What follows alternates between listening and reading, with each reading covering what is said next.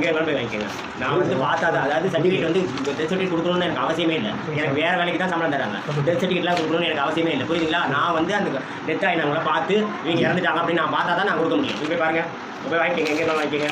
அப்படிங்க நான் தரமாட்டேன். கொடுக்கவே கொடுக்காதுன்னு கோர்ட்டில் ஆர்டர். நீங்கள் இந்த மாதிரி கேஸ் எல்லாம் போட்டு கோர்ட் ஆர்டர். ஆமாம், கோர்ட் ஆர்டர்.